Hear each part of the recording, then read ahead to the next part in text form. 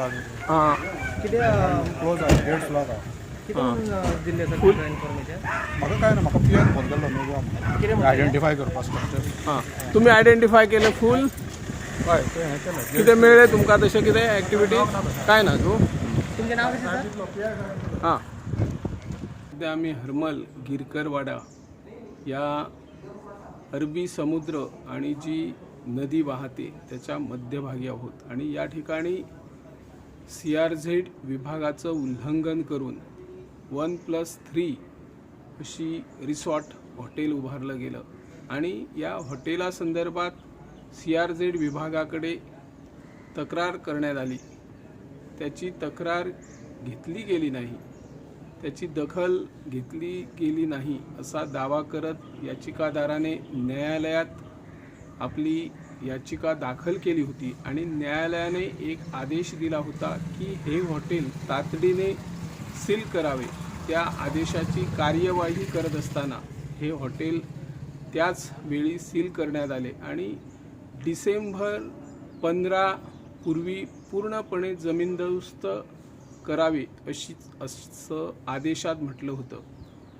न्यायालयाकडे आपले जे हॉटेल चालक आहेत, मालक आहेत, त्यांनी अर्ज केला होता की आम्हाला आणखी थोडी मुदत द्यावी, 3 महिन्याची मुदत द्यावी आणि त्यानुसार न्यायालयाने त्यांना 3 महिन्याची मुदत दिलेली आहे. परंतु एकूण 45 लाख रुपये कायद्याचं उल्लंघन केल्याप्रकरणी दंडात्मक कारवाई म्हणून ते न्यायालयात भरावे अशी सूचना केली. त्यानुसार चालकांनी मालकांनी न्यायालयात पैसे भरलेले आहेत. परंतु आणखी एक याचिकादाराने याचिका सादर करत असताना सील केलेल्या हॉटेलमध्ये रिसॉर्टमध्ये व्यवसाय सुरू असल्याचं नमूद केलं न्यायालयाला. त्यामुळे न्यायालयाने तातडीने पेडणे पोलीस, पंचायत तलाठी यांना घटनास्थळी जाऊन पूर्णपणे अहवाल सादर करण्याचा आदेश दिला. त्यानुसार तलाठी पोलिसांनी या ठिकाणी येऊन पूर्णपणे हॉटेलची पाहणी केलेली आहे आणि कसल्याच प्रकारचे या ठिकाणी ॲक्टिव्हिटीज सुरू नसल्याचा अहवाल आता न्यायालयात ते सादर करणार आहे. 2:30 वाजता आता न्यायालयात सुनावणी होणार आहे.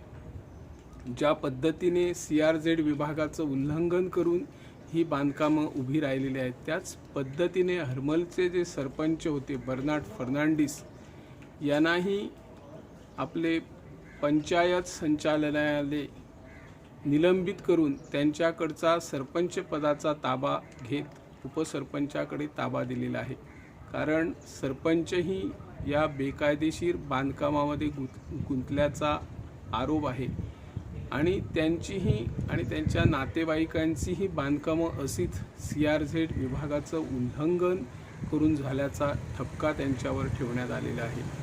ज्या पद्धतीनं ही मोठमोठी बांधकामं उभी राहिलेली आहे आणि मोडण्याचे आदेश दिल्यानंतर किनारी भागातील एकंदरीत सर्वच जी लहान मोठी बांधकामं आहेत आणि व्यावसायिकरण मोठ्या प्रमाणात झालेलं आहे, त्या व्यावसायिकांचे धाबे दणाणलेले आहेत. CRZ विभागाचा कायदा सांगतो की भरती रेषेपासून 200 मीटरच्या अंतरावर कसल्याच प्रकारचे पक्के बांधकाम करता येत नाही.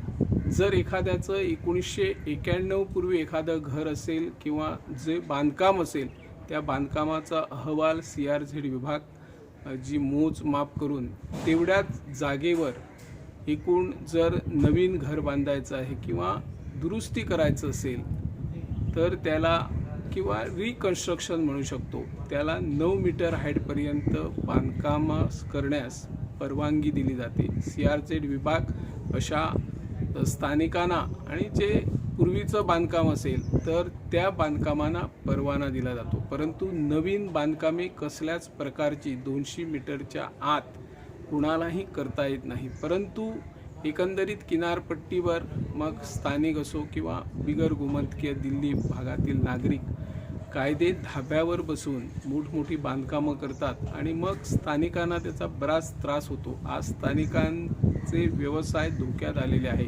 CRZ विभागामध्ये काही नागरिकांनी जरी बांधकामं केली तर काही जणांनी व्यावसायिकरण करत असताना हा कायदा जपण्याची अत्यंत गरज आहे.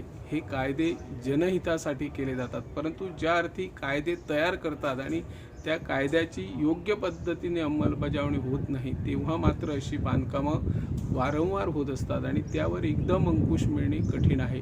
आता न्यायालयाचा पुढील आदेश आणि CRZ विभाग कोणती भूमिका घेतो याकडे लोकांचे लक्ष लागून आहे. मी निवृत्ती शिरोडकर, इन गोवा 24 ताससाठी.